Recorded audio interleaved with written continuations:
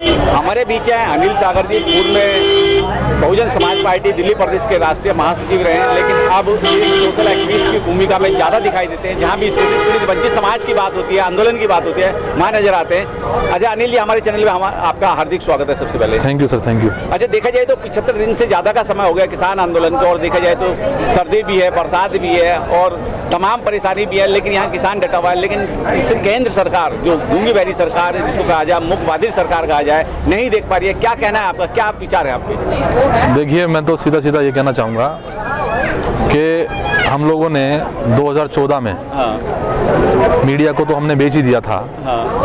Media के साथ साथ हम लोगों ने ऐसी गैर सामाजिक जड़ों को मजबूत किया, उसमें खाद पानी डालने का काम किया जो समाज को ही नोचने का काम कर रही है, जिसमें जिस पेड़ को हमने पानी दिया, खाद दिया, हम उस उम्मीद में बैठे कि जब उसमें फल उगेगा या कोई धान उगेगा या कुछ खेती होगी, उसको खेती को हम अपने बच्चों को देंगे, अपने पेट भरेंगे और उससे हम कुछ रोजगार या कुछ चीज़ें हम प्राप्त करेंगे। तो इन लोगों ने इस देश को बेचने का काम किया, एक दिशा में ले जाने का काम किया, जो कि भारत का संविधान ये नहीं कहता।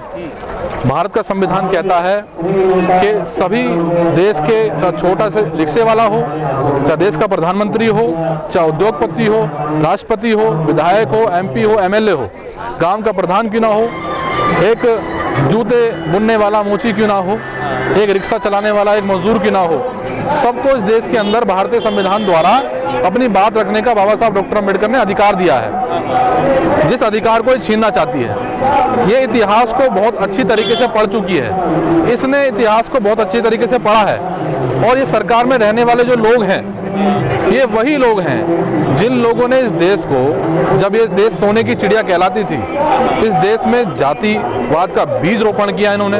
इस देश के अंदर भाई से भाई को लड़ाने का काम किया, धर्म से धर्म को लड़ाने का काम किया, यानी कि गैर सामाजिक जड़ें जो हमने मजबूत की हैं। हम लोगों को तो अपना टारगेट पता नहीं है, हमारे लोगों को अपना टारगेट पता नहीं है, पर ये लोग अपना टारगेट जानते हैं। इस देश का, देश के अंदर छोटे से छोटे जो गरीब और मजदूर जो लोग हैं, सबसे ज़्यादा देखिए उत्तर प्रदेश में, हरियाणा में और पंजाब में, यहाँ पर ये ऐसा प्रदेश है जहाँ पर बिना किसानों के द्वारा सरकार बन ही नहीं सकती। सबसे ज़्यादा आबादी इन प्रदेशों के अंदर किसानों की है, और आज ही ये सड़कों पे बैठे हुए हैं, चाहे वो हरियाणा के हो, पंजाब के हो, चाहे वो उत्तर प्रदेश के हो, ये सड़कों बैठे हुए हैं। यानी कि सरकार उनकी नहीं है, सरकार इनकी है। इनकी गलत वोट के द्वारा वो चुने गए और ये चाहते थे कि हमारी बात रखें वहाँ, पर उन्होंने अपनी उनकी बात नहीं रखी। तो सरकार ने अपनी दोस्ती मजबूत की, इस देश को तबाह करने के लिए उन्होंने पूंजीपतियों को आगे लाए, उन्होंने LIC को बेचा, BSNL को बेचा, उन लोगों ने शिक्षा को बेचा, रेल को बेचा। उसके बाद देश का जो किसान है, जिसकी देश के अंदर सबसे ज़्यादा आबादी है, कृषि देश कहा जाता है भारत को, इसको ये समाप्त करना चाहते हैं। जो कृषि हमारा जो हमारा किसान है, अगर ये इसको भी पूंजीपति के हाथ में भेज देंगे, यानी कि अब मान लीजिए उसमें बहुत सारे प्रावधान दिए गए हैं, सुविधाएं दी गई हैं, पर वो सुविधा नहीं है जो तीन बिलों के अंदर सुविधा दिख रही हैं, वो सुविधाएं नहीं है। देखो, जो अंधभक्त हैं उनको तो ये चीज़ें नज़र नहीं आएंगी, वो तो अच्छा कह के जो है हमारे लोगों को बरगला रहे हैं, पर धीरे धीरे जब लोगों को सच्चाई पहुंच रही है, अब देखो किसान जब इनके हाथ में आएगा, किसान जब अडानी अंबानी के हाथ में आएगा, तो बिना अडानी अंबानी के द्वारा वो बीज नहीं डालेगा, और फिर जब बीज बोएगा, वो बीज डालेगा, जब खेती तैयार होगी, तो खेती तैयार होने के बाद वो उसके अंदर क्या करेगा, जितना अडानी अंबानी कहेगा उतना वो रेट लगाएगा। किसान अपनी मर्जी से रेट ही लगा सकता। जिस MSP की हम बात कर रहे हैं, जो यहाँ बैठे हुए हैं MSP की जो बात कर रहे हैं, वो रेट नहीं लगा पाएगा। जब वो रेट नहीं लगा पाएगा, तो जब उसकी जो कीमत थी उसकी 5 रुपये लगेगी, मान लीजिए किलो के हिसाब से 5 रुपये किलो के हिसाब से उसकी कीमत लगनी चाहिए, तो और उसकी कीमत लगी 4 रुपये, तो ये अडानी अंबानी जैसे लोग जो हैं उसकी कीमत 2 रुपये रखेंगे। अब जो 2 रुपये वो रखेंगे और सरकार कहती है कि इन्हीं को देना पड़ेगा, इसके अलावा किसी को देना ही नहीं है। जब वो 2 रुपये उनको मजबूरी में देना पड़ेगा, तो वो किस में जाएंगे, कर्ज में जाएंगे। जब कर्ज में जाएंगे तो बिल के अंदर ये प्रावधान भी है कि आप लोन भी ले सकते हो। जब उनसे लोन लेंगे तो फिर वो और कर्ज में जाएंगे। जब वो फिर खेती करेंगे, जब फिर खेती करने के बाद फिर वो और कर्ज में जाएंगे। जब वो कर्ज में जाएंगे तो अपनी ज़मीन बेचेंगे। तो ज़मीन बेचने के बाद कहाँ जाएंगे? ज़मीन भी किसके पास जाएगी? अडानी अंबानी के पास जाएगी। तो ये जो किसान है सड़कों पे आ जाएगा। और जो ये आज हमारी जो जनता है ना, जो इस बात को मान नहीं रही है कि लड़ाई हमारी नहीं है, ये किसानों की है। एक जाति की लड़ाई बना के लोग अपने अपने गली हो, मोहल्ले हो, अपने क्षेत्र हो, वहाँ जाके बड़े बड़े मजाक बनाए जा रहे हैं किसानों को लेके, बड़े बड़े जो है आतंकवाद के नारे लगाए जा रहे हैं गली गलियों में। और यहाँ खड़े हो कहते हैं कि मोदी सरकार तुम लट बजाओ हम तुम्हारे साथ हैं, दिल्ली पुलिस तुम लट बजाओ हम तुम्हारे साथ हैं। मतलब ये सरकार चाहती क्या है? मतलब गुंडे ही पैदा कर रखे इन्होंने, गुंडे पैदा कर रखे। मतलब यहाँ पर आके गुंडे, यहाँ 300-400 की संख्या में गुंडे आ गए रात को और यहाँ पर नारे लगा रहे हैं कि मोदी जी तुम लठ बजाओ हम तुम्हारे साथ हैं, दिल्ली पुलिस तुम लठ बजाओ हम तुम्हारे साथ हैं। उनको क्यों नहीं NS से लगाया गया? उनके ऊपर मुकदमा क्यों लगाया गया? उनको क्यों नहीं जेल भेजा गया? वो भी तो थे, देशद्रोह का काम तो वो भी कर रहे थे, भड़काने काम तो वो भी कर रहे थे, दंगे काम तो वो भी कर रहे थे, उनको क्यों नहीं भगाया गया? उनके ऊपर मुकदमा क्यों नहीं किया गया? और वीडियो है, बकायदा रिकॉर्ड है, ऑफ द रिकॉर्ड इस बात को मैं बोल रहा हूँ, रिकॉर्ड के साथ। कहाँ गए वो लोग? अच्छा अनिल सागर जी, क्या आपको नहीं लगता जब भारतीय जनता पार्टी सत्ता में नहीं थी तो सत्ता में आने के लिए दंगे कराया करती थी, जैसे मालेगांव धमाका हो गया, इसके अलावा जब गोधरा कांड हो गया, इसके अलावा जब और भी कई कांड हो गए, लेकिन अब जब उस सत्ता से जाने की बारी आ रही है तो फिर दंगे करा रही है, क्या कहेंगे इस बात को लेके? समझ रहे हैं बात को? बिल्कुल बिल्कुल। देखो इस बात को दो टुक में समझना चाहिए। जो ये सरकार है, जय जवान और जय किसान का जो उद्घोष है उसकी हत्यारी ये सरकार है। उसने हत्या की है इस उद्घोष की, जवान को और किसान को आमने सामने खड़ा कर दिया। मेरी आंखों में आंसू आ गए थे उस दिन जब मैंने एक फोटो देखी, आंदोलन के अंदर एक बाप और एक बेटे दोनों मिले, उनकी फोटो वायरल हुई थी कि भाई बेटा उसमें पुलिस में, आर्मी में, और बाप जो है उस सरकार के खिलाफ किसान जो था वो लड़ रहा था और दोनों आपस में मिले। तो सरकार आदेश करेगी तो हो सकता है अपने बाप पे भी लठ बजा सकता है, हमला भी कर सकता है। तो मतलब सरकार ने उनको आमने सामने ऐसा खड़ा कर दिया है। और यही किसान हैं जिनके बेटे फौज में हैं, पुलिस में हैं, आर्मी में हैं। तो सरकार का सीधा सीधा रवैया यही है कि जो तबका है ना, ये इनकी संख्या, जैसे SC ST OBC की बात कर रहा हूँ, इसका तबका ज़्यादा है इस देश के अंदर, ये इसी को लड़ा के ख़त्म कर देगी। इनकी रणनीति यही है। दंगा चाहे पुलवामा का हो, चाहे और जो दंगे रहे हों, ये दंगे सिर्फ चुनाव से पहले ही आए थे, उसके बाद कोई दंगा हुआ ही नहीं। चुनाव से अब उसके बाद कोई दंगा हुआ बताइए आप? ये दंगा फिर होगा जब चुनाव और नजदीक आएगा।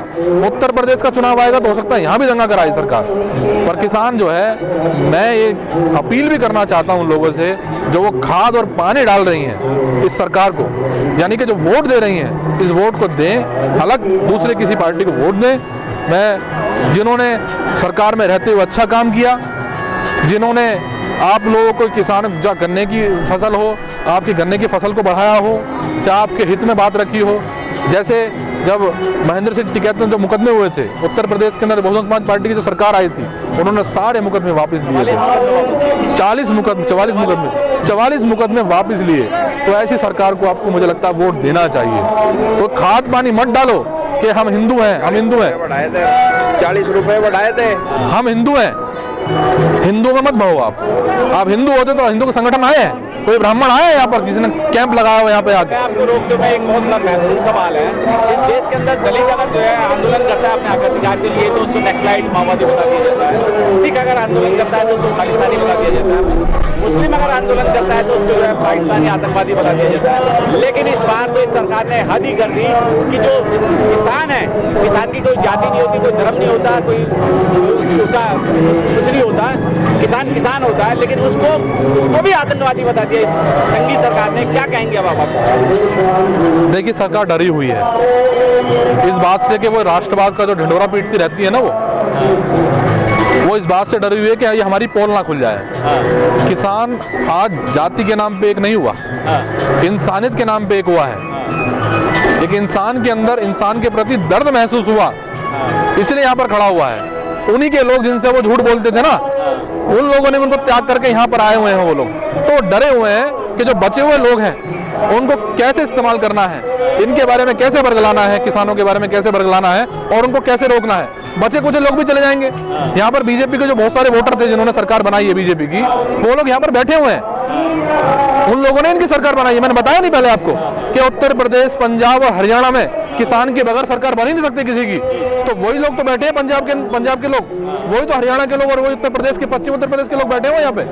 तो सरकार इस बात से डरी हुई है कि वो जो राष्ट्रवाद का ढिंढोरा पीटती है, अब राष्ट्रवाद जो देशभक्ति की जो बात करती है, ये सरकार के जो हमारे जो वोटर हैं, सपोर्टर हैं, जो उनके कार्यकर्ता हैं, वो यहाँ समर्थन देने के लिए पहुंचे हुए हैं। और यहाँ पर उन लोगों को वाकई में पता चला है कि सरकार बोल रही है ना कि चीन का समर्थन मिल रहा है, सरकार जो बोल रही है कि भाई इनको पाकिस्तान का समर्थन मिल रहा है, जो खालिस्तानी बता रही है, इनको टुकड़े टुकड़े गैंग बता रही है।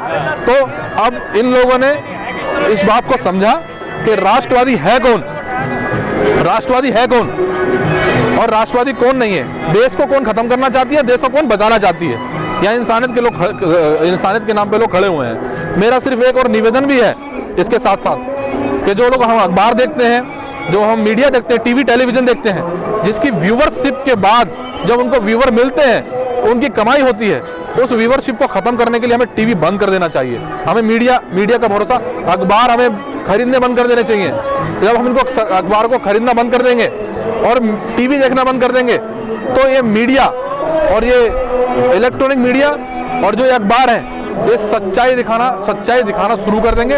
इनकी मजबूरी बन जाएगी जब इनकी आमदनी खत्म हो जाएगी। हमारे लोग ही तो अखबार लेते हैं, हमारे लोग ही तो टेलीविजन देखते हैं, टीवी देखते हैं। कौन से उनकी कमाई है, इसकी कमाई पे चोट लगनी चाहिए, बंद करना चाहिए। फिर ये क्या नाम है, ये मोदी मीडिया और इलेक्ट्रॉनिक मीडिया और अखबार सच्चाई को दिखाना शुरू कर देंगे। अनिल सागर जी, आप खुद एक युवा हैं और इस देश के युवाओं से आह्वान किया जाए किसान आंदोलन से जोड़ने के लिए, क्या कहेंगे आखिर में? मैं सिर्फ इतना ही कहना चाहता हूँ कि हमारी ये कब्र तैयार कर रहे हैं।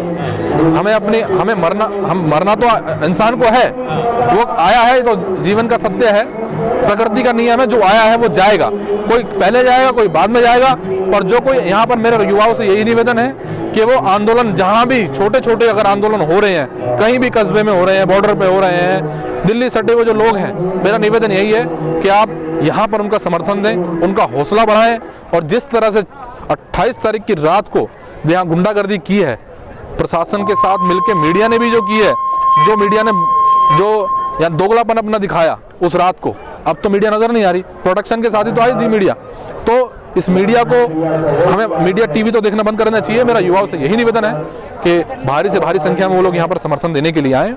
और आने वाला जो समय है 2024 का, जो देश की जो सबसे बड़ी जो पंचायत है, उसका प्रधान बनाने का जो समय हमारे पास आएगा, वो किसानों से मेरा निवेदन है कि वहाँ पर अगर आप असल में जो हमारे 200 से ज़्यादा लोग शहीद हुए हैं, उनको सच्ची श्रद्धांजलि देना चाहते हैं, तो आप मोदी सरकार को मोदी सरकार को यहाँ से भगाने का काम करें और इन शहीदों को सच्ची श्रद्धांजलि देने का काम करें। बहुत बहुत धन्यवाद।